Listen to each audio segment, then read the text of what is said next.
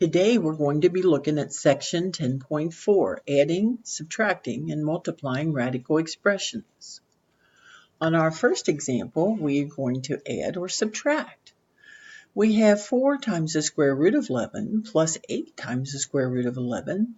Since they are the same base, we can just go ahead and add, and we get 8 plus 4 is 12. So we have 12 times the square root of 11.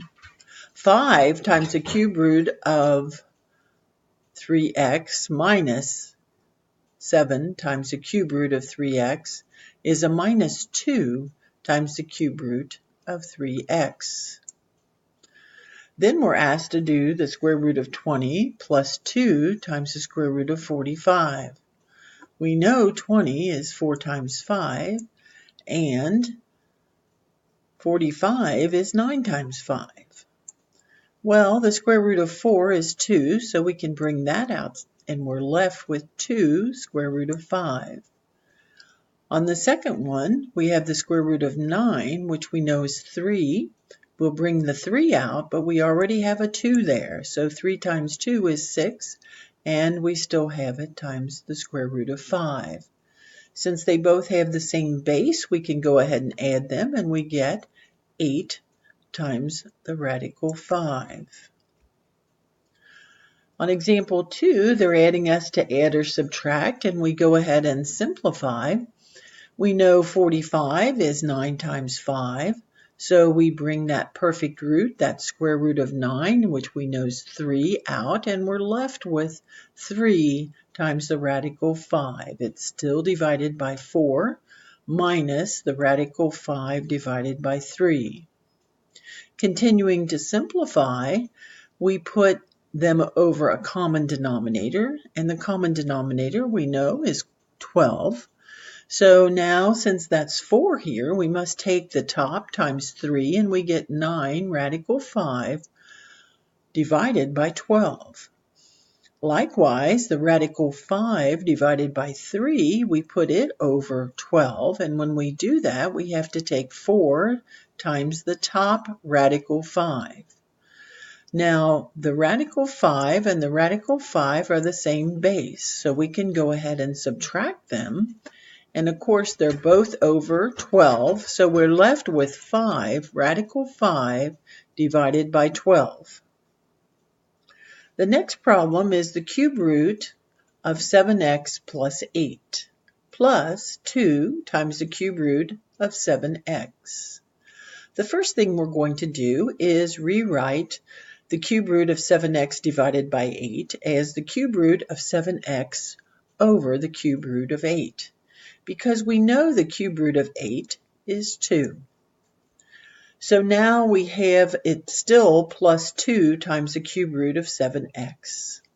Continuing to simplify, we put the 2 cube root of 7x over 2. And when we do that, we have to take the 2 here times 2. So we get 4 cube root of 7x. When we take and add those, there's that imaginary 1 there. So we have 1 plus 4, which is 5 cube root of 7x divided by 2, which is our final answer. On example 5, we have multiply, and when we go ahead and multiply, we're distributing, so we get 5 radical 3, and take that square root of 3 times the square root of 30, and we get the square root of 90. We know that 9 times 10 is 90, so we take that perfect root out, which we know the square root of 9 is 3, and we're left with the 10 inside. We can't do anything any further because this is the square root of 10 and this is the square root of 3. They do not have like bases, so our final answer is 5 times the square root of 3 plus 3 times the square root of 10. Continuing on, we have the square root of 5 minus the square root of 6, that quantity, times the square root of 7 plus 1. When we go ahead and distribute, we get The square root of 5 times the square root of 7 for a square root of 35. Then we have the square root of 5 times positive 1, which is just plus the square root of 5. Below, we take a negative square root of 6 times the square root of 7 for a negative times the square root of 42.